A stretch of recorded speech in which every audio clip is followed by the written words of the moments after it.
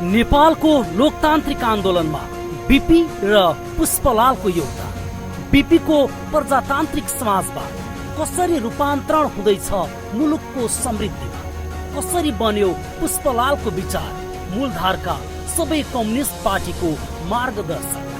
BP र पुष्पलालको विचार, जीवनशैली र सादगीको समकालीन राजनीतिमा सान्दर्भिकता। नेपालको लोकतान्त्रिक आन्दोलनका दुई शीर्ष पुरुष बीपी र पुष्पलालको स्मृति दिवसको अवसरमा एबीसी टेलिभिजनको विशेष प्रस्तुति साउन 6, 7 र 8 गते श्रृङ्खलाबद्ध संवाद, बहस र रिपोर्टहरू। कार्यक्रममा स्वागत छ यहाँलाई। हस्, धन्यवाद, नमस्ते। पुष्पलाल स्मृति दिवस यस वर्ष पनि अब हामी सम्झना गरिरहेको छौँ।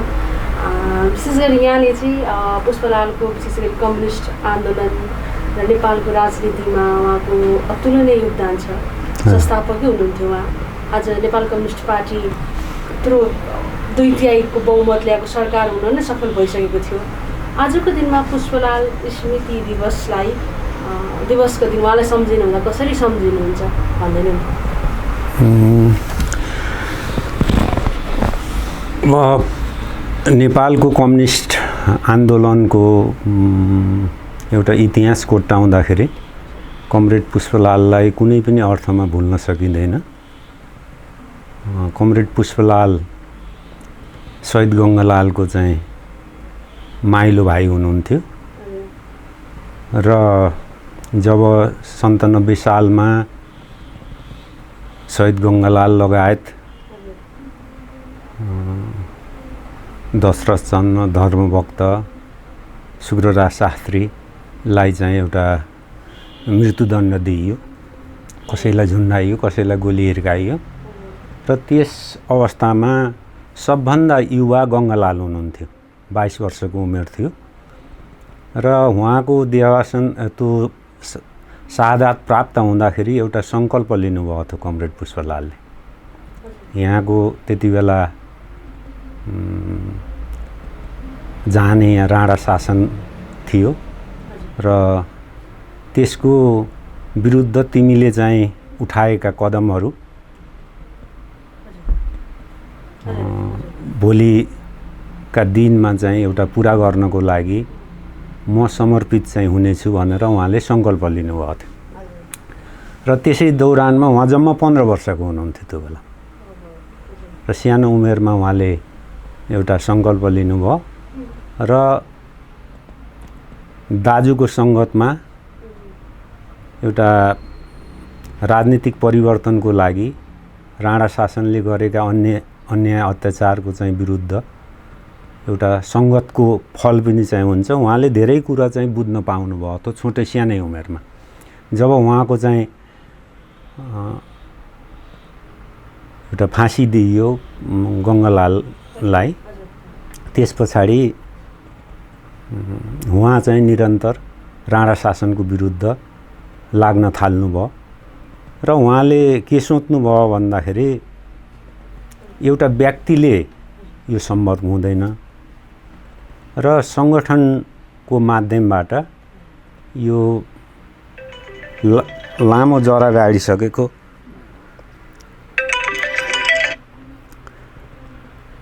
एकछिन है, उहाँ चाहिँ जब त्यो सोचाइ राखिसके पछाडि त्यही किसिमको समूह बनाउनको लागि आफ्ना विद्यार्थी सहकर्मीहरूको बिचमा उहाँ चाहिँ लाग्नुभयो र जब 17-18 वर्षको चाहिँ हुनुभयो उहाँले एउटा आफ्नो जीवन सक्रिय राजनीतिमा समर्पित गरेर चाहिँ हिँड्नुभएको पाउँछौँ र 2003 सालतिर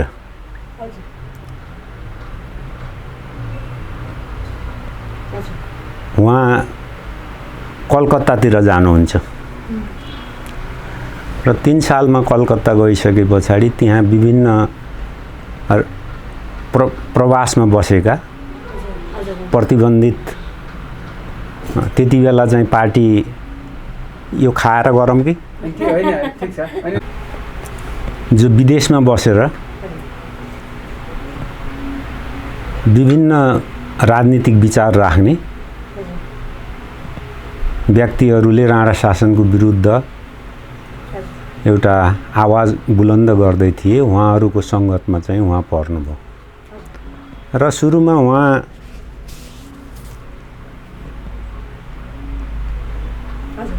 प्रजातान्त्रिक पार्टीमा विचार राख्ने, आस्था प्रजातन्त्रमा विश्वास राख्ने व्यक्तिहरूसित उहाँको चाहिँ सम्पर्क हुन्छ र राष्ट्रिय काङ्ग्रेसको उहाँ कार्यालय सचिव पनि बन्नुहुन्छ। युवै अवस्थामा कार्यालय सचिव बन्ने महत्त्वपूर्ण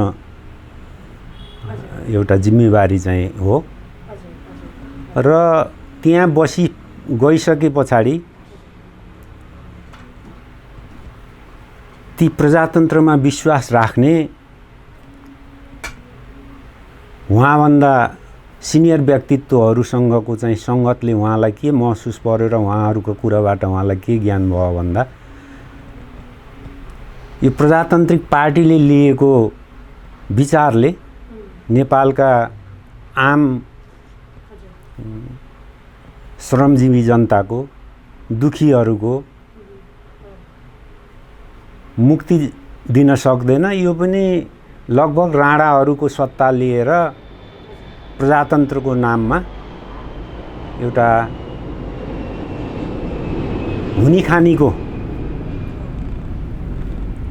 हुने खानेको चाहिँ सत्ता नै स्थापित हुने रहेछ भन्ने उहाँलाई चाहिँ एउटा उहाँको युवा मस्तिष्कले त्यो सोच्यो र उहाँले चाहिँ अध्ययन गर्न थाल्नुभयो र त्यति बेला एउटा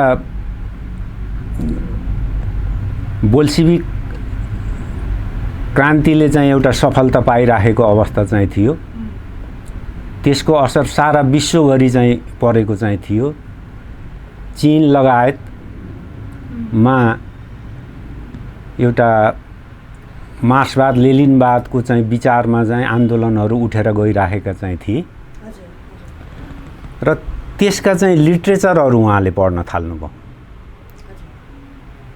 र जसले गर्दा उहाँलाई लाग्यो वास्तवमा समाजमा आमूल परिवर्तन नभएसम्म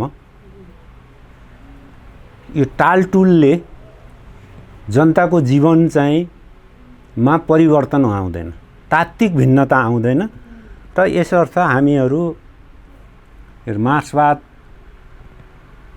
मार्क्सवादी विचार, समाजवाद र चाहिँ एउटा साम्यवादमा चाहिँ जाने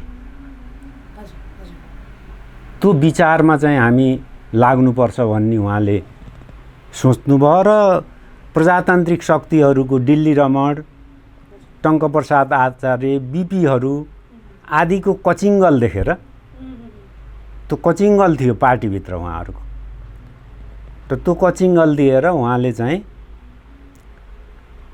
2006 साल भाद्र 30 गते,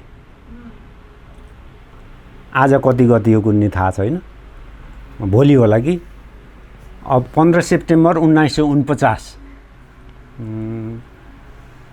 को दिन उहाँले चाहिँ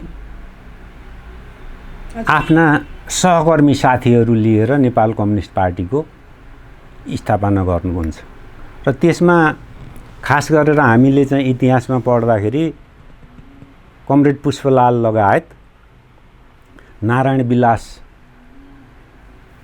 जोशी, निरञ्जन गोविन्द वैद्य, नरबहादुर कर्मचार्य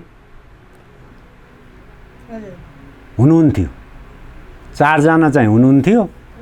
तर त्यहाँ नारीको पनि भूमिका रहनुपर्छ भनेर त्यो बैठकमा उपस्थित नभए तापनि, कलकत्तामा उपस्थित नभए तापनि काठमाडौँमै एउटा विचार राख्ने, परिवर्तनमा चाहिँ विश्वास राख्ने, प्रगतिशील सोचाइ राख्ने जुन महिला मोतीदेवी भन्ने हुनुहुन्थ्यो, उहाँ पनि युवा हुनुहुन्थ्यो, मोतीदेवी, र उहाँलाई को नाम समेत राखेर 5 सदस्यीय यो कम्युनिस्ट आन्दोलनको सूत्रपात गर्नको लागि पार्टीको स्थापना यी 5 जना सदस्यले गरेको भन्ने हामीले दस्तावेजमा चाहिँ पढेर आइराखेका चाहिँ छौँ। यो 2006 साल भाद्र 30 गते 15 सितम्बर 1949 मा यो नेपाल कम्युनिस्ट पार्टीको स्थापना भएको। सबै योभन्दा पहिला उहाँले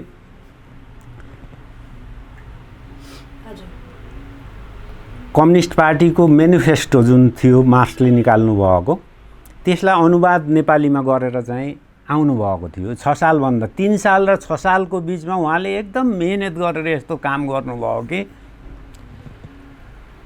अब नयाँ पार्टी चाहिँ बन्न चाहिँ सक्छ है भन्ने स्थितिमा उहाँले चाहिँ पुर्याउनु भयो। त्यति हुनुभयो र पछिल्लो कालमा हामीले चाहिँ देख्यौँ पुष्पलाल मृत्युपर्यन्त नेपाली जनताको मुक्तिको लागि आफूलाई यसरी लगाउनु भएको थियो कि जस्तै दुःख कष्ट पर्दा पनि उहाँले आराम गरेको पनि हामीले देखेनौँ। हामी नजिकका कार्यकर्ताले हामीले सुतेको पनि देखेनौँ। हामीभन्दा पहिला उठ्नुहुन्थ्यो, हामी सुतिसकेपछि सुत्नुहुन्थ्यो। त्यति कडा मेहनत जुन यहाँ चाहिँ अहिले विश्वका ठुला नेताहरूको कुरा सुनिन्छ नि, 18 घन्टा काम गर्छन्, 20 घन्टा काम गर्छ भन्ने कुरो चाहिँ जुन सुनिन्छ नि, मेरो लाग्छ उहाँ 20-21 घन्टा चाहिँ पार्टीको लागि काम गर्नुहुन्थ्यो। त्यति सोचाइ राखेर चाहिँ काम गर्नुहुन्थ्यो। र पार्टी जब स्थापना भइसके पछाडि त्यसले एउटा जनताको बीचमा प्रचार पायो, छिटै नै प्रचार पायो उसले, किनकि एकदम जर्जर भएको थियो। त्यसको विरुद्धमा कतैबाट पनि आवाज उठ्ने चाहिँ त्यो स्थिति परिपक्व चाहिँ भइसकेको चाहिँ थियो राणा शासनको विरुद्ध। उसैको क्रियाकलापले गर्दा, उसका अन्याय अत्याचारले गर्दाखेरि जुन भयो थियो, कहाँबाट चाहिँ फुट्छ भन्ने भयो थियो। र यस्तो आमूल परिवर्तनकारी चाहिँ शक्ति कम्युनिस्ट पार्टीको जब उदय भयो, सबै नेपालका चाहिँ युवाहरू, बुद्धिजीवीहरू यसमा लागे र कमरेड मनमोहनहरू, अब तुलसीलाल अमात्यहरू जस्ताको नाम हामीले सुन्छौँ र उहाँहरू पनि चाहिँ यसमा लाग्नुभयो। र उहाँभन्दा बेसी पढे लेखेका व्यक्तिहरू पनि पार्टीमा समावेश भए र 8 साल आउँदा नपुग्दै, अब यो 6 सालमा जन्मेको चाहिँ छ, 8 साल हुँदा नहुँदै यस्तो चल्यो कि अब कम्युनिस्ट पार्टीको नेता को बन्ने, त एउटा रमाइलो चाहिँ पक्ष त्यहाँ छ। र सबैले भने पुष्पलाल भन्दा पढे लेखेको मान्छे मनमोहन छ, मनमोहनलाई चाहिँ बनाउनु पर्छ भनेर पार्टीका साथीहरूले कुरा गरे। त्यसपछि पुष्पलालले ठिक छ, मभन्दा उहाँ योग्य हुनुहुन्छ, साथीको चाहिँ विश्वास छ, साथीहरूको कम्युनिस्ट आन्दोलन अगाडि बढ्नुपर्छ, म सामान्य एउटा कार्यकर्ता, पार्टीको कार्यकर्ता भएर काम गर्छु भनेर उहाँले चाहिँ छोडिदिनु भयो। मनमोहनजी चाहिँलाई महासचिव बनाइयो र त्यस पछाडि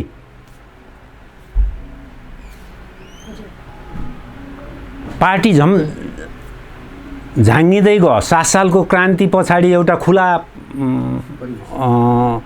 पार्टी चाहिँ भएको थियो।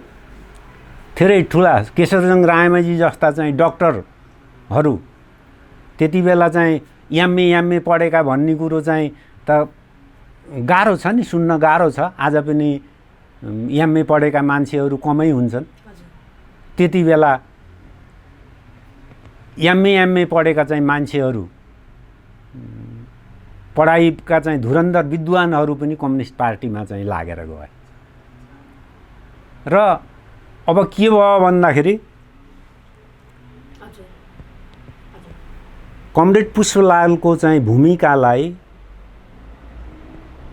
गौड बनाउने चाहिँ सुरुवात भयो त्यहाँभित्र र बिरामी भएर कमरेड मनमोहन चीनमा चाहिँ उपचारको लागि चाहिँ जानुभएको थियो। त्यसबेला एउटा पूर्व महासचिवलाई कार्यवाहक नदिएर उहाँले केशरजङ रायमाली चाहिँ कार्यवाहक बनाएर जानुभयो। नेपालको कम्युनिस्ट आन्दोलनको एउटा दुर्दशा र केशरजङ रामाजी हो पढे लेखा चाहिँ थिए। धनीमानीहरू कम्युनिस्ट आन्दोलनमा लाग्नुहुन्न भन्ने कुरो कहीँ छैन। तैपनि उनमा एउटा वर्गीय कमजोरी चाहिँ थियो। एउटा सम्भ्रान्त परिवारको चाहिँ मा जन्म भएको नाताले जुन कम्युनिस्ट आन्दोलन अगाडि बढाउन जुन कष्ट जुन चाहिँ मेहनत गर्नुपर्छ त्यो उहाँमा कमी थियो र बिस्तारै त्यस्ता सुविधाका चाहिँ बाटोहरू स्वाभाविक रूपमा उहाँले खोज्दै जानुहुन्थ्यो।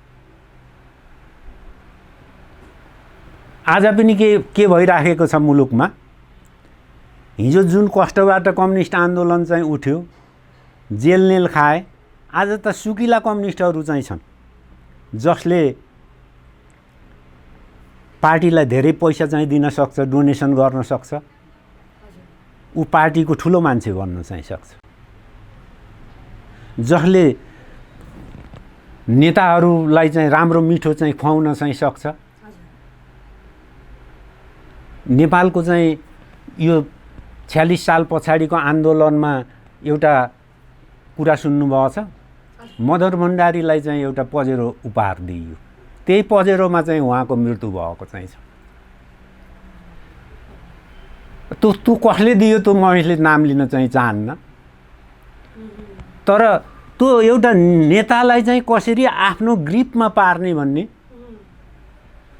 त्यो संस्कार चाहिँ त्यसरी चल्दै आएको छ हर पार्टीमा। र त्यसको कारणले आफ्नो मूल चरित्रलाई पार्टीले चाहिँ छोडेर गलत दिशामा चाहिँ पार्टीको नीति गइराखेको हुनाले आज मुलुकको यो दुर्दशा चाहिँ छ। आज किन झगडा गर्छौँ? त्यो पार्टीको चाहिँ मुखिया हुनको लागि के छ त्यहाँ रहस्य? किन पुष्पलालले मैले एउटा सामान्य साथीहरूले तँभन्दा जान्ने मनमोहनजी चाहिँ हुनुहुन्छ भन्दाखेरि उहाँले एकदम भनौँ न स्वीकारेर स्वाभाविक रूपमा लिएर ठिक छ यो पार्टीको त जसरी पनि विकास हुनुपर्छ, मभन्दा सिपालु मान्छेले यसको नेतृत्व दिनुपर्छ भनेर चाहिँ छोड्नुभयो। त्यो आज किन छैन? जस्तै निकममा भए पनि उसलाई त पार्टीको चाहिँ मेरुदण्ड उसलाई चाहिँ चाहिरहन्छ। त्यसको पछाडि के छ भन्दा एक त उसको चरित्रमा कमजोरी छ, दोस्रो त्यो चरित्र कमजोरी थाहा पाएर उसलाई उक्साउनेहरूको एउटा जमात पनि चाहिँ ठुलो छ र मुलुकले सही दिशा चाहिँ पक्रन नसकेर गलत दिशातर्फ जान पर्नेको कारण नै नेतृत्वको कमजोर चरित्रको कारणले गर्दा चाहिँ। र यद्यपि कमरेड पुष्पलालले चाहिँ हरेस खानु भएन। 15 सालको चाहिँ निर्वाचन भयो, उहाँले जित्छ भनेको थिए। त्यति बेलाको इतिहास पल्टाएर हेर्नुभयो भने गणेशमानज्यू र उहाँको चाहिँ प्रतिस्पर्धा चाहिँ थियो। यति घना सङ्गठन चाहिँ उहाँले बनाउनु भएको थियो कि त्यो मजबुत सङ्गठन, त्यो जुलुस निर्वाचनमा चाहिँ निस्किएको प्रचार जुलुस अहिलेको जस्तो घना पपुलेसन भएको काठमाडौँ पनि त्यति बेला थिएन, तर एउटा तल्लो स्तरको जनताको समर्थन नेपाल कम्युनिस्ट पार्टी र कमरेड पुष्पलाललाई जिताउन यति प्रतिबद्ध थिए कि सुनिन्छ 16 खुट्टेदेखि टुडी खेलसम्मको चाहिँ नटुटिकिने चाहिँ एउटा हुल थियो त, त्यत्रो जुलुस थियो त। तैपनि अब म हार्ने भएँ भनेर चाहिँ गणेशमानजी चाहिँ लुक्न कता जानुभएको थियो भन्ने हामीले चाहिँ क्या अब हार्ने भएँ भनेर अब साथीहरूको अगाडि मुख समाजमा कसै लुक्न जानुभएको थियो भन्ने कथा पढ्न पाइन्छ, इतिहासमा लेखिएको छ। तर विडम्बना के भयो भन्दा जाल झेल आदिका चाहिँ कारणले गर्दाखेरि झिनो मतले कमरेड पुष्पलाल हार्नुभयो। पुष्पलालले जित्नु भएन। कम्युनिस्ट पार्टीले जम्मा 4 सिट लिएको छ त्यति बेला र धेरै नेताहरू चाहिँ हारे। तैपनि उस मतको हिसाबले ऊ दोस्रो थियो, मतको हिसाबले ऊ दोस्रो चाहिँ थियो नेपाली काङ्ग्रेस पछाडिको। तर दोस्रो पार्टी गोर्खा दल आदिहरू बने त्यति बेला, जो राणाको संरक्षणमा चाहिँ हुर्केको पार्टी चाहिँ थियो, एउटा सम्राद्धहरूको धनीमानीहरूको पार्टी थियो। त्यो चाहिँ त्यसको सिट बेसी आयो र तैपनि संसदमा यसले महत्त्वपूर्ण जनताका जनजीविकाका सवालमा होस्, देशको चाहिँ अर्थनीतिलाई कसरी अगाडि बढाउने भन्ने सवालमा चाहिँ होस्, प्राप्त प्रजातन्त्रलाई कसरी संस्थागत र सुदृढ गराउने भन्ने चाहिँ सवालमा होस्, कम्युनिस्ट पार्टीले महत्त्वपूर्ण चाहिँ भूमिका चाहिँ खेलेको चाहिँ थियो। म बिचमा फेरि फर्कन चाहन्छु। दोस्रो महाधिवेशनमा, पहिलो महाधिवेशनमा त मनमोहनै चाहिँ हुनुभयो, संस्थापक महासचिव पुष्पलाल, पहिलो महासचिव पहिलो महाधिवेशनको मनमोहनजी र दोस्रो महाधिवेशनमा रायमाझी हुनुभएको चाहिँ थियो। र एउटा त्यसबेला विश्व कम्युनिस्ट आन्दोलनमा विचारमा चाहिँ ध्रुवीकरण हुँदै चाहिँ थियो। ध्रुवीकरण हुँदै थियो। दुई विचारको लडाइँ भन्छन् नि त। र जुन लेनिनले चाहिँ प्रतिपादन, त्यसलाई चाहिँ विकास अगाडि बढाउनु भएको, मार्क्सवादलाई चाहिँ अगाडि बढाउनु भएको विचारलाई सोभियत कम्युनिस्ट पार्टीका चाहिँ खुर्सोभको कालमा चाहिँ आउने बेलासम्ममा त्यसले अब शान्तिपूर्ण तरिकाले पनि कम्युनिस्ट शासन चाहिँ आउन सक्छ भन्ने, यस्तै निर्वाचन आदिबाट पनि कम्युनिस्ट शासन चाहिँ आउन सक्छ भन्ने कुरो चाहिँको एउटा विचार आइराखेको थियो। त्यसैलाई रायमाझीले ट्याप्प समाउनु भयो र नेपाल कम्युनिस्ट पार्टीभित्र दुई लाइनको सङ्घर्ष सुरु भयो। एउटा जनआन्दोलनको विकास गरेर जनआन्दोलनको दबावबाट मुलुकमा कृषि क्रान्ति चाहिँ को अवस्था सिर्जना गरेर कम्युनिस्ट शासन स्थापना गर्ने भन्ने चाहिँ सवालमा कमरेड पुष्पलाल हुनुहुन्थ्यो भने होइन, त्यस्तो अप्रिय दिशामा हामी जानु चाहिँ हुन्न।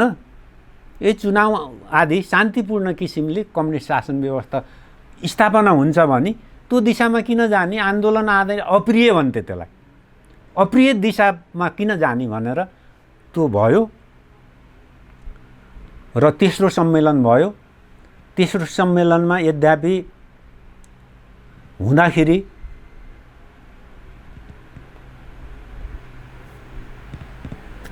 संसद विघटन भइसकेको थियो।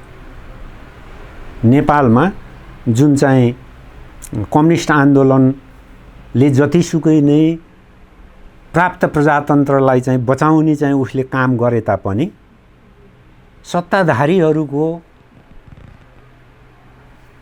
कमजोरीका कारणले उनीहरूले एउटा सन्तुलित व्यवहार अगाडि बढाउन नसक्दाखेरि बरु राणा दरबारसित चाहिँ नजिक ठान्ने र कम्युनिस्टहरूलाई चाहिँ पर लैजाने जो नीतिको कारण गर्दाखेरि त्यही चरमा चाहिँ खेलेर राजा महेन्द्रले नेपाली काङ्ग्रेसले लिएको यसले भ्रष्टाचार गर्यो, अन्याय गर्यो, यसले चाहिँ राष्ट्रघातीहरू काम गर्यो आदि आदि भनेर 17 साल पुस 1 गतेको चाहिँ त हामीले सम्झिरहन्छौँ। राजा महेन्द्रले संसद विघटन गरेर सबै जेमा पारिसकेको अवस्था चाहिँ थियो र प्रतिबन्धित भएर निर्वासनमा चाहिँ कति चाहिँ गए, कति जेलमा परे, त्यो स्थिति चाहिँ सिर्जना भइसकेको थियो। र तेस्रो सम्मेलनको महासचिव तुलसीलाल हुनुहुन्थ्यो। उहाँले त्यो तेस्रो सम्मेलनमा कमरेड पुष्पलालको नीति पास हुन्छ। कमरेड पुष्पलालले के राख्नुहुन्छ भने अहिलेको नेपाल कम्युनिस्ट पार्टीको चाहिँ नीति संसद पुनर्स्थापनाको नीति हुनुपर्छ। यसले गर्दाखेरि संसदबाट सरकारबाट विस्थापित भएको नेपाली काङ्ग्रेसले पनि साथ दिनुपर्छ पुनर्स्थापनाको लागि र त्यसको लडाइँमा हामी पनि लाग्नुपर्छ भनेर उहाँले भन्नुभयो। तर त्यो कुरो कम्युनिस्टको साथमा लाएर लड्दाखेरि जस कम्युनिस्टले लिन्छ भन्ने चाहिँ काङ्ग्रेसहरूलाई चाहिँ पर्थ्यो। यता कतिपय कम्युनिस्टहरू त राजाको चाहिँ कदमको समर्थन गरेर यसैबाट सुधार गर्न चाहिँ सकिन्छ भनेर पसिराखेका पनि थिए। अब रायमाझी त्यति बेलै उहाँ पसिसक्नु भएको थियो, महासचिव जस्तो चाहिँ मान्छे। र त्यसले गर्दाखेरि दुवैबाट चाहिँ कम्युनिस्ट आन्दोलनमा चाहिँ खास कम्युनिस्ट आन्दोलनलाई बढाउनको लागि सहयोग भएन। कम्युनिस्ट भित्रैबाट पनि राजाको कदमलाई चाहिँ समर्थन गर्ने केशवजंग रायमाझीहरू जस्ता थिए भने मनमोहन तुलसीलालजीहरू चाहिँ मौन बसेर चाहिँ हेर्नेहरू पनि चाहिँ थिए त्यही। र नेपाली काङ्ग्रेसले काङ्ग्रेसलाई लिएर कम्युनिस्टलाई लिएर जाँदा जसुले लिन्छ भनेर चाहिँ उसले कम्युनिस्टको नजिक आउने स्थितिमा ऊ थिएन। यसले गर्दाखेरि कम्युनिस्ट आन्दोलन छिन्नभिन्न भयो र कमरेड पुष्पलालले पटक पटक बैठक राख्नुस्, सकभर राष्ट्रिय परिषदका साथीहरूको बैठक नभए केन्द्रीय समितिको चाहिँ बैठक भनेर तुलसीलाललाई चाहिँ पटक पटक कोसिस गर्दा पनि उहाँले बैठकै आह्वान गर्न चाहिँ इच्छा देखाउनु भयो र घुमाउरो किसिमले उहाँ पनि लाग्छ त्यही संशोधनवादी लाइन भनिन्छ।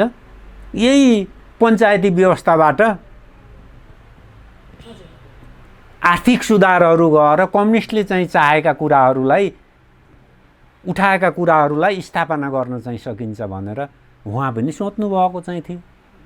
नेपालको लोकतान्त्रिक आन्दोलनमा बीपी र पुष्पलालको योगदान, बीपी को प्रजातान्त्रिक समाजवाद कसरी रूपान्तरण हुँदैछ मुलुकको समृद्धिमा, कसरी बन्यो पुष्पलालको विचार, राष्ट्रिय स्वतन्त्र राष्ट्रिय फेडरेसनको चाहिँ एउटा क्रान्तिकारी धार बोकेको उत्तराधिकारी चाहिँ हो भनेर हामी चाहिँ गयौँ।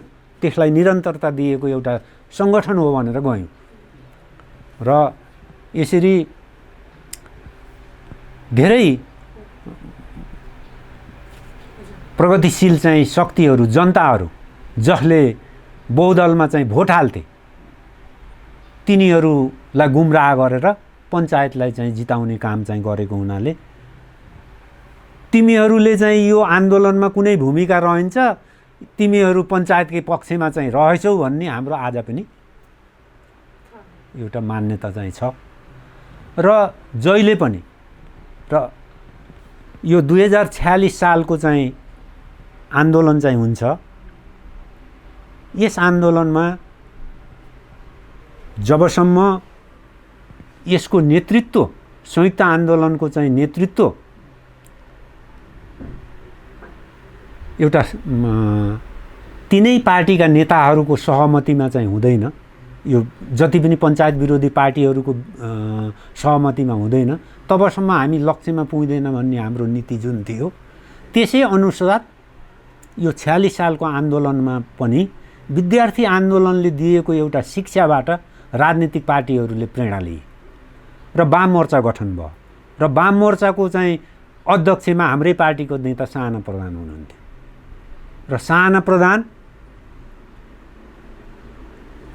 र नेपाली काङ्ग्रेसका चाहिँ नेताहरू मिलेर चाहिँ एउटा त्यो आन्दोलन 46 सालको आन्दोलन चाहिँ अगाडि चाहिँ बढेको चाहिँ हो र त्यसले एउटा पञ्चायती व्यवस्थालाई निर्विकल्प चाहिँ भनिएको चाहिँ व्यवस्थालाई राजाबाट चाहिँ एउटा बहुदलीय व्यवस्थाको चाहिँ घोषणा गर्न चाहिँ बाध्य भए र यसको पछाडि कमरेड पुष्पलालको चाहिँ नीतिको ठुलो भूमिका चाहिँ छ र हामीले फर्केर चाहिँ हेर्दाखेरि सुरुदेखि नै नेपालको चाहिँ आन्दोलनमा दुई धारहरू चाहिँ थिए। संयुक्त आन्दोलन गर्ने दुई धारहरू थिए। एउटा राजालाई कसरी बचाउन पर्छ भनेर चाहिँ संयुक्त आन्दोलन, संयुक्त मोर्चा, एउटा जनताको चाहिँ पक्षमा व्यवस्था कसरी स्थापित गर्ने भन्ने संयुक्त आन्दोलन। उता राजाले चाहिँ नेतृत्व गरिराखेको थियो, आफ्नो पक्षमा चाहिँ तानेर आफू बलियो हुने उनको सुरसार थियो भने कमरेड पुष्पलालको चाहिँ निरन्तर चाहिँ उद्देश्य राजालाई एक्लो बनाऊ र प्रहार गर भन्ने उनको उद्देश्य चाहिँ थियो। त्यो उनलाई त्यही गर्छ भनेर उनलाई सुरुदेखि नै 1.5 वर्षमै महासचिवबाट उहाँलाई चाहिँ एउटा षड्यन्त्रमूलक, त्यो पनि षड्यन्त्रमूलक किसिम भन्छु म त, एउटा सम्मेलनै भइकन उनलाई चाहिँ कमसेकम अर्को सम्मेलन हुन त दिनु पर्थ्यो हैन। स्थापना चाहिँ गरेर आएको एउटा सम्मेलन नहुँदै मनमोहनजीलाई चाहिँ बनाउने काम भयो। त्यो पनि संयुक्त आन्दोलनको पक्षपातीलाई अलग गाउने। त्यति बेला दरबार बलियो भयो, पुष्पलाल कमजोर भए। जब पुष्पलालको नीति बलियो भयो, दरबार कमजोर भयो। आजको स्थिति हामीले देख्न चाहिँ पाइराखेको स्थिति पनि यही हो। पार्टीहरू जब लड्छन्, प्रतिगामी शक्ति भन्छौँ, ऊ चाहिँ बलियो भएर आउँछ। त्यो कसको कारणले? हाम्रो कारणले। आजको दुर्दशा के छ? सामान्य चाहिँ भनौँ न सत्ता स्वार्थको लागि उनीहरूले राष्ट्रिय अहम महत्त्वका जनताका चाहिँ अहम सवालहरूलाई चाहिँ तिलञ्जली चाहिँ दिन्छ। अब धेरै कुरो किन राजनीति कुरो किन गर्ने, यही चाहिँ कुरा गरौँ न, यही भ्याक्सिनको कुरो। अहिले हामी महामारी कोभिड-19 को चाहिँ उस महामारीबाट ग्रसित छौँ होइन। जुन भ्याक्सिन लिने कुरा भयो, भारतले चाहिँ 10 लाख भ्याक्सिन दियो, चीनले सुरुमा 8 लाख दियो हैन। अब सबैको दानबाट चाहिँ बाँच्ने मात्रै कुरो त भएन, सरकारले पनि आफ्नो जनतालाई बचाउनको लागि लगानी गर्नु पर्यो। आज सारा चाहिँ राजनीतिक संस्थाहरू संरचनाहरूलाई चाहिँ एउटा कर्मचारी जस्तो बनाइएको चाहिँ छ। आज सम्पूर्ण चाहिँ राष्ट्रिय ढुकुटी आफ्ना कार्यकर्तालाई खुवाउने चाहिँ एउटा परिपाटी तयारी गरिराखेको चाहिँ छ। हेर्नुस् त, अहिले हिजोका पञ्चायतको विरोध गर्छौँ, एउटा प्रधान पञ्चले आफ्नो जहाज यता होलान्, केही चाहिँ ले त्यहाँ खाए पनि होलान्, धेरैले आफ्नो जहाज जेथा चाहिँ बेचेर सकेर समाजको सेवा गरेको चाहिँ उदाहरण देख्छौँ। त्यससित लड्नको लागि त त्योभन्दा उपल्लो स्तरको हामीले काम गर्ने होइन। आज सबैलाई जेलादारी बनाइएको छ। आज यहाँ काठमाडौँ महानगरपालिकाको चाहिँ प्रमुखले कति खान्छन् तलब भत्ता? सामान्य गाडी चढ्दैनन्, करोडौँको गाडी उनलाई चाहिन्छ। त्यो मात्रै होइन, आज चाहिँ 700-800 जुन चाहिँ इकाइहरू छन् सबै त्यहाँका प्रमुखहरू चाहिँ स्कर्पियो चढेर चाहिँ हिँड्छन्, उनलाई भत्ता छ। त्यो भत्ताले नपुगेर चाहिँ केन्द्रबाट गएको चाहिँ जति पनि बजेटहरू छ त्यसलाई कसरी दुरुपयोग गर्ने, सदुपयोग होइन दुरुपयोग गर्ने, त्यसबाट बेसीभन्दा बेसी कसरी कमिसन खाने, त्यो पहिला योजना गर्छन्। देशमा यस्तो हालत चाहिँ छ। एकातर्फ राजनीति एउटा बिकाउ भयो। आज व्यापारीसित चाहिँ जानुस् र तपाईँको व्यवसाय के छ भनेर मैले जवाफ दिएँ, म राजनीति गर्छु भन्यो भने उसले ओहो बहुत राम्रो गर्नुभएको छ, हामी त दुःख पाछौँ, जति गरे पनि घाटा छ, उता घाटा छ, तपाईँको जस्तो नाफाको चाहिँ व्यवसाय त चाहिँ हामी गर्न बहुत राम्रो गर्नुभएको छ भनेर आज राजनीति गर्नेलाई एउटा सामान्य व्यापारीले त्यो मूल्याङ्कन गर्ने स्थिति चाहिँ छ। किन भन्दा हामी जम्मै पेसागत कर्मचारी जस्तो चाहिँ भइएको छ। राजनीतिलाई चाहिँ सेवा होइन कि पेसागत। चुनावमा पैसा नभई जितिन्न, पैसा कमाउनलाई जित्नको लागि पैसा कमाउन पर्यो, पैसा कमाउनलाई भ्रष्टाचार गर्न पर्यो। यो त सर्कल पो छ त, तब जितिन्छ। आजको स्थिति यस्तो। अब जनताको लागि चाहिँ त केही गर्ने होइन। मैले कोभिड भ्याक्सिनको कुरा गर्दै थिएँ, अगाडि त्योभन्दा अगाडि के औषधिमा चाहिँ कता कता घोप्लाबाजी गरे अरे, आफ्नै एजेन्ट रातारात निकालेर तयारी गरे अरे, कोटा के अरे के भन्छन् त्यसलाई, के पेस गर्ने भन्छ, कोटेसन पेस गर्ने चाहिँ जुन कुरामा रेडिमेड तयार गरेर उनीहरूले आफ्नै मान्छेहरूबाट चाहिँ त्यो खरिद गर्ने चाहिँ गरे भन्ने चर्चामा आएकै थिए। त्यसभन्दा पछाडिको चाहिँ राम कहानी हामीले सुन्यौँ, जबकि भन्छ 20 लाखको लागि हामीले चाहिँ पैसा दिइसकेका थियौँ, त्यो आउन सकेन भन्छ। के कारणले भन्दा भारतमै तेस्रो दोस्रो लहरको चाहिँ कोभिड चर्केर आयो, जसले कारण गर्दाखेरि हुँका मान्छेहरूलाई चाहिँ पुगेन, उसले दिन सकेन र कोभिडसिल्ड के एस्ट्रोजेनिका के भन्छ त्यसको उत्पादन कोभिडसिल्ड भनेर राखेको छ, त्यो हामीलाई दिएन भारतले र लिन सकिएन भनेर यता राम कहानी गरे। तर त्यो सत्य के हो भन्दाखेरि उनीहरूले कमिसनको चक्करमा नपरेको भएदेखि सुरुमै लिन सक्थे। $4 को चाहिँ भ्याक्सिनलाई $6.5 को मूल्याङ्कन गरेर बिल बनाइदिए भनेर यिनीहरूले आग्रह गर्ने, इन्डियाको चाहिँ कोभिडसिल्ड उत्पादन गर्ने संस्थालाई, र उसले मानेन। त्यसमा उसले त्यो बिल बनाउने भने मैले केही पैसा दिए भन्यो होला। यिनीहरूको कोभिड बिल बनाउने कुरोमा चाहिँ गर्दा गर्दै खिचतानी हुँदै त्यो 4 को लाई 6.5 गर्दा त 2.5 त राज्यको कोष चाहिँ सिधै जान्थ्यो। त्यो एउटा त्यो व्यापारीदेखि सत्ताको प्रमुखसँग त्यो चाहिँ बाँडिन्थ्यो नि त, किनकि भोलि चुनावको लागि उनलाई पैसा चाहिएछ। र त्यसमा उनीहरू कमिसनको लोभमा चाहिँ परे, जसले गर्दा ढिला भयो। ढिला गर्दाखेरि इन्डियामै महामारी भयो, त्यहाँका जनताले हामीलाई पुगेको छैन, अरूलाई बेच्न चाहिँ हुँदैन भनेर भने। त्यति बेला उत्पादन त्यहाँ कमै थियो होइन, त्यत्रो चाहिँ 1.25 अरब जनसङ्ख्यालाई चाहिँ उसलाई चाहिने, उसले चाहिँ सरकारले पनि त्यो निर्णय लिन सकेन कि म तँलाई चाहिँ 10 लाख दिन्छु, यो समुद्रमा यो के हो भनेर निर्णय लिन चाहिँ सकेन। गर्दाखेरि अड्कियो। हामीले अझसम्म कोभिडसिल्ड पाएका चाहिँ छैनौँ। हामी जस्ता जसलाई सिनियर सिटिजन भन्छन् नि, त्यो 65 वर्ष माथिका 16 लाख मान्छेहरू अधकल्चो भएका चाहिँ छन्। अहिले अचुक एउटा मास्क, मैले मास्क नलगाइकन बोलेको छु, क्षमा गर्नु होला। अब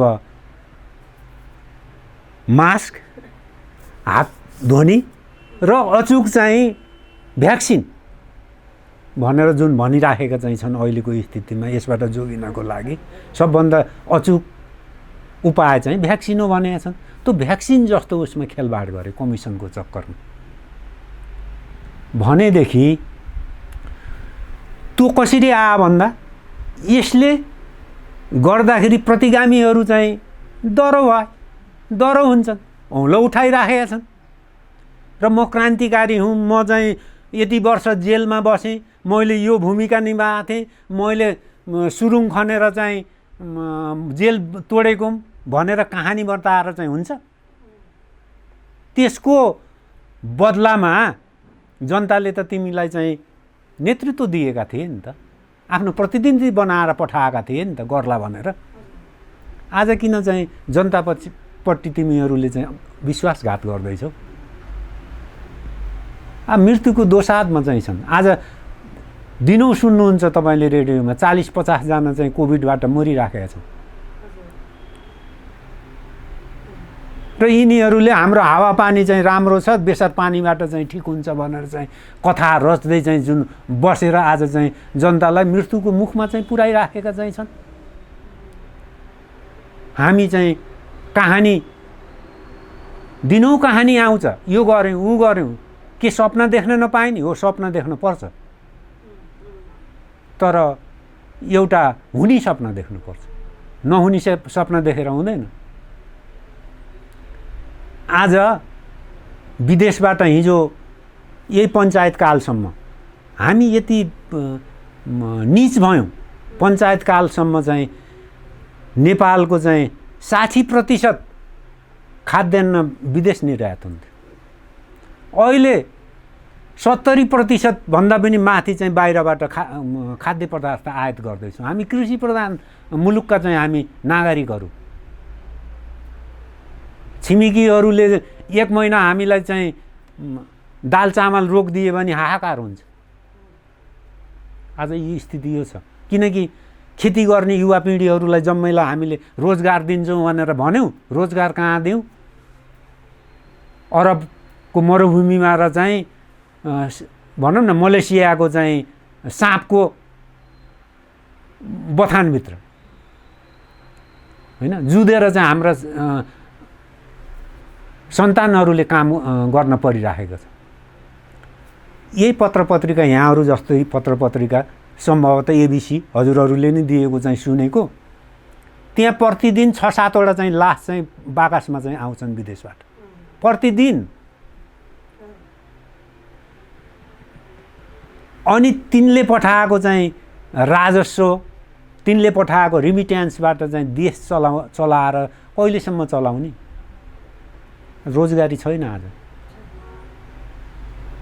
रोजगारी सिद्धियो।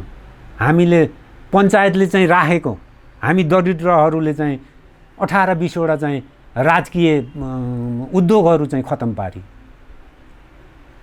होइन। त्यो नाम होइन, इटा टाइल कारखाना, यहीँ हरिसिद्धि कारखाना, ती चाहिँ चोभारको इटा के अरे सिमेन्ट कारखाना, भक्तपुरको बालाजुको ब्याट्री कारखाना, बौद्धिक एउटा जुन संरचना चाहिँ गरेको थियो राष्ट्रलाई चाहिँ उद्योग, ती 3 शिफ्ट काम हुन्थ्यो।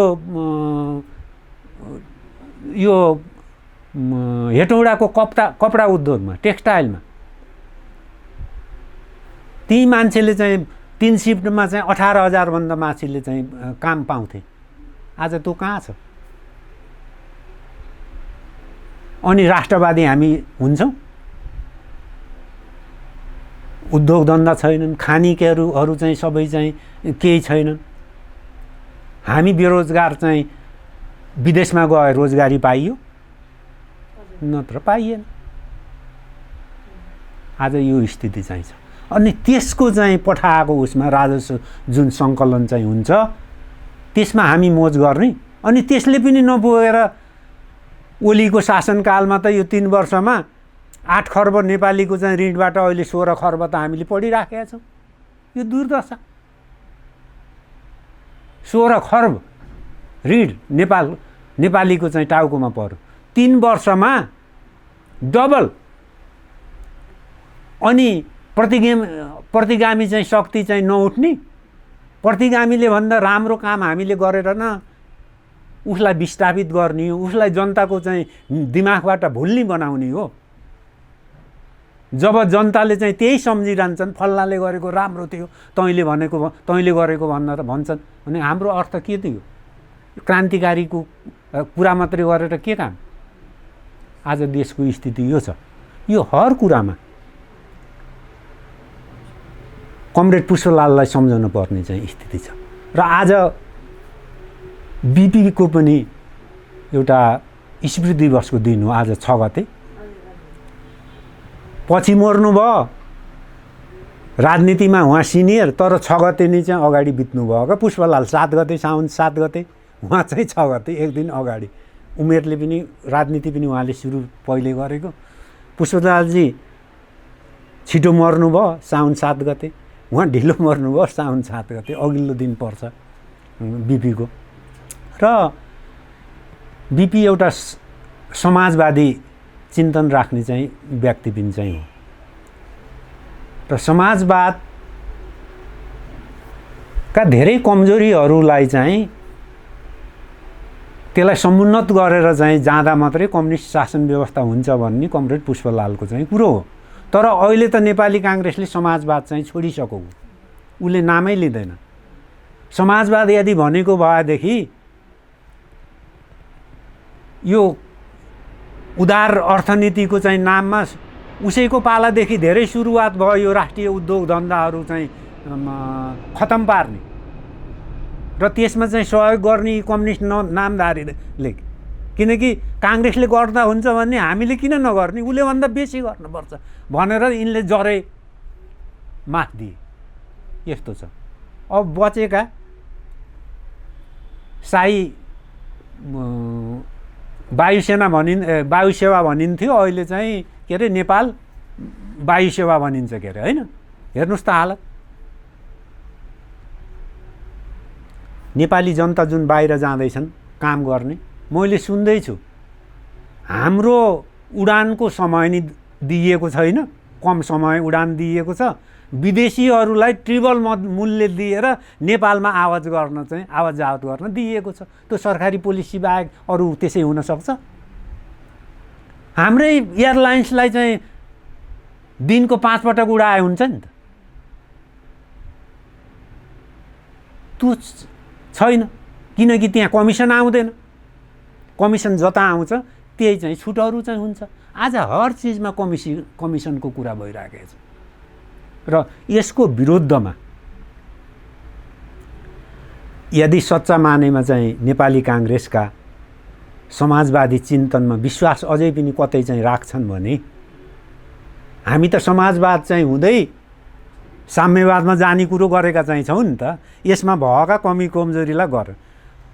त्यो समाजवाद ल्याउनलाई पनि हामीले कोसिस गर्न परेपछि त उनीहरूको एउटा लाजमर्दो कुरो होइन। यही भएर नयाँ जनवादको कुरो चाहिँ आएको। त्यो समाजवाद पनि कम्युनिस्टहरूले लिन पर्ने भएको चाहिँ। समाजवाद ल्याउनलाई पुँजीको विकास गर्नुपर्छ देशमा। पुँजीको विकास नभइकन समाजवाद आउँदैन।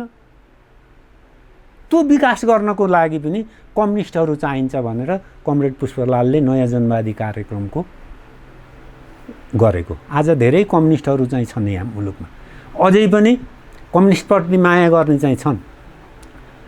र नयाँ किसिमको अहिले के छ भन्दाखेरि यो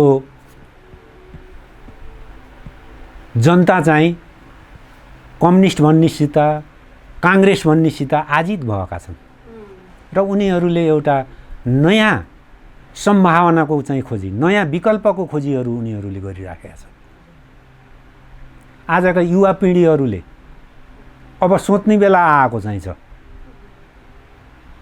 के यी सडे गलेका नेतृत्वलाई नि चाहिँ लिएर, सडे गलेका विचारहरूलाई नि चाहिँ बोकेर यो भोलि यो मुलुकको चाहिँ विकास हुन सक्छ त, आमूल परिवर्तन हुन सक्छ त भन्नेमा चाहिँ एउटा प्रश्न उठेको चाहिँ छ।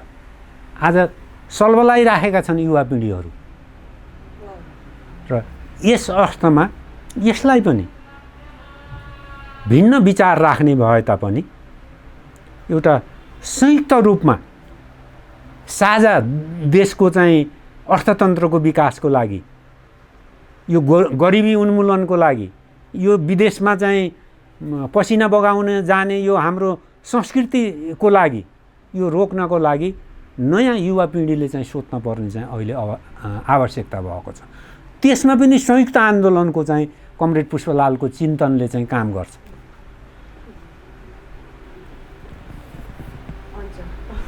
अब के सित चाहिँ जोडिने कुराहरू उहाँसित चाहिँ लाई सम्झन पर्ने त धेरै कुराहरू छन् र उहाँ यति देशप्रति जनताप्रति यति चाहिँ उहाँ चाहिँ विश्वास गर्नुहुन्थ्यो, उहाँले माया गर्नुहुन्थ्यो, त्यो हितप्रति उहाँ चाहिँ जति न्यौछावर हुनुहुन्थ्यो र जनताप्रति उहाँको जति विश्वास चाहिँ थियो नि, यदि त्यो आजका चाहिँ नेताहरूमा चाहिँ भइदिने अलिकति पनि भइदिएको भए ठुलो काम हुन्थ्यो। उहाँको एउटा म अन्तिम अवस्थाको चाहिँ कुरा बताउँछु। उहाँ जब असाध्य रोगबाट भनौँ न अस्पतालमा पडिराख्नु भएको थियो, भारतका उहाँका शुभचिन्तकहरूले पनि उहाँसित चाहिँ आए, के चाहिन्छ तँलाई, के गर्नुपर्छ, हामी गर्छौँ सहयोग, के छ के नपुग्छ भनेर गरे। उहाँले सबैलाई जवाफ दिनुभयो। त्यति बेला चन्द्रशेखरहरू पुगे, इन्डियाका चाहिँ प्रधानमन्त्रीहरू पुगे। उहाँले भन्नुभयो मलाई मेरा नेपाली जनताले जे चिज दिएका छन् त्यसबाट मैले निर्वाह गर्छु, म कसैको सहयोग चाहिँ लिनु, मलाई नेपाली जनताले नि त्यो पुर्याइराखेका छन्, यहाँहरूले भन्नुभयो, यहाँहरूलाई चाहिँ धन्यवाद छन् भनेर भयो। र यसको आशय के हो, कसैको केही नुन खाइसकेपछि त गुनगाउन पर्छ कि पर्दैन? आज देशमा चाहिँ त्यो गुनगाउने चलन के भएको भन्दाखेरि केही गुलियो चाहिँ पाइराखिएछ, त्यो भोलि गुलियो चाहिँ नपाइएला, आज पाएको बेलामा हामीले उसको गुण तिर्न पर्छ भन्ने चाहिँ हाम्रो आजको चाहिँ यहाँको जुन वस्तु त यहाँ कहिएका नेतृत्वमा चाहिँ त्यो रोग सरेको हुनाले त्यो भएको छ। त्यो एउटा बहुत मनन योग्य कुरो हो। आज यहाँ सोच्नुहोस् त, कसैलाई भनिदिने भने ए फल्लाको चाहिँ म चाहिँ यो फेरिदिन्छु भन्ने भने अमेरिकाले हुर्रिएर अमेरिकाले एउटा कम्युनिस्ट, सच्चा कम्युनिस्टलाई किन बचाउँछ? एउटा पुँजीवादी उसले, उसको विचारै मिल्दैन। त्यो मानवीयता छ भन्ने भने त विश्वमा चाहिँ हजारौँ बम बर्साएर चाहिँ लाखौँ मान्छेलाई चाहिँ सुहा पारिराखेको छ होइन? किन त्यसो हुनाले त्यो एउटा कसैको केही चिज लिँदा पनि त्यसको पछाडि चाहिँ लुकेको स्वार्थ के छ त्यो हेर्नु जरुरत छ। त्यो पुष्पलालबाट हामीले चाहिँ सिक्नु चाहिँ पर्छ। र अर्को बेला उहाँले चाहिँ मर्ने बेलामा के भन्नुभएको छ भन्दाखेरि यो सबै समस्या समाधान गर्नको लागि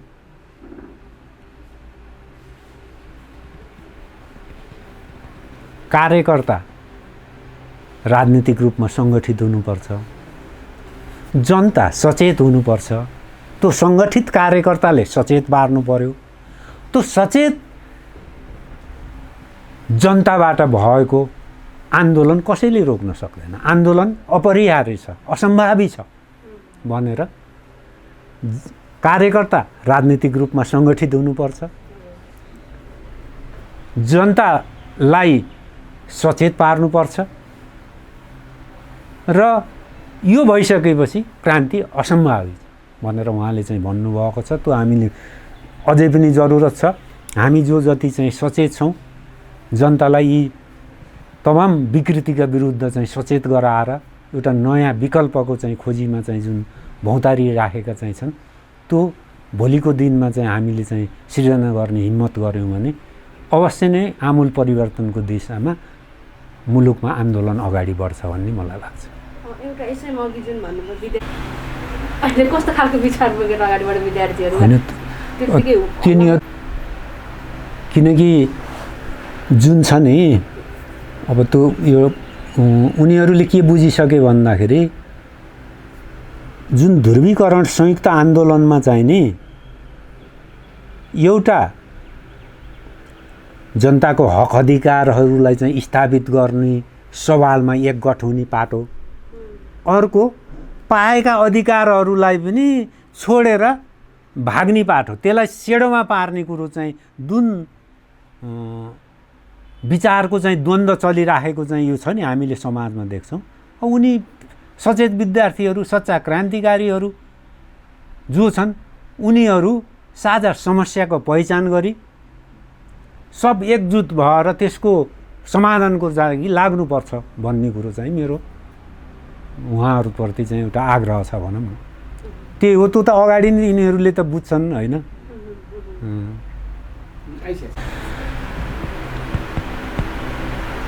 मान्छेको सामान्य उसको स्वभावबाट उसको व्यक्तित्व चिन्न सकिन्छ, सामान्य स्वभावबाट। कमरेड पुष्पलालले को एउटा स्वभाव जब हामी सँगै खाना बस्थ्यौँ नि, माइल दाई भन्ने हामीले उहाँलाई, माइल दाई तपाईलाई यो थपम कि नै, तिमीलाई छैन, तिमीलाई छ, त्यो भाँडा हेर्नुहुन्थ्यो उहाँले। पहिला कार्यकर्ताकोलाई पुगेपछि न अरू कुरो हो, र कार्यकर्तालाई सन्तुष्टि, यो भनेको के भने जनता सन्तुष्ट हुनुपर्छ। बल्ल नेता कमरेड पुष्पलालको चाहिँ स्वभाव र आजका नेताहरूको चाहिँ स्वभाव, यहाँ चाहिँ चर्चित नेताहरूको स्वभाव भिन्न भएको चाहिँ हुनाले जबसम्म त्यो चाहिँ त्यस्तो किसिमको स्वभाव आउँदैन नि, अरू भोको छ कि छैन त्यो पहिला चाहिँ हेर्ने स्वभाव चाहिँ देशमा कुनै चाहिँ परिवर्तनको कल्पना नगरे पनि हुन्छ जस्तो मलाई लाग्छ। नेपालको लोकतान्त्रिक आन्दोलनमा बीपी र पुष्पलालको योगदान, बीपीको प्रजातान्त्रिक समाजवाद कसरी रूपान्तरण हुँदैछ मुलुकको समृद्धिमा, कसरी बन्यो पुष्पलालको विचार मूलधारका सबै कम्युनिस्ट पार्टीको मार्गदर्शक। बीपी र पुष्पलालको विचार जीवनशैली र सादगीको समकालीन राजनीतिमा सान्दर्भिकता, नेपालको लोकतान्त्रिक आन्दोलनका दुई शीर्ष पुरुष बीपी र पुष्पलालको स्मृति दिवसको अवसरमा एबीसी टेलिभिजनको विशेष प्रस्तुति साउन 6, 7 र 8 गते श्रृङ्खलाबद्ध संवाद, बहस र रिपोर्टहरू।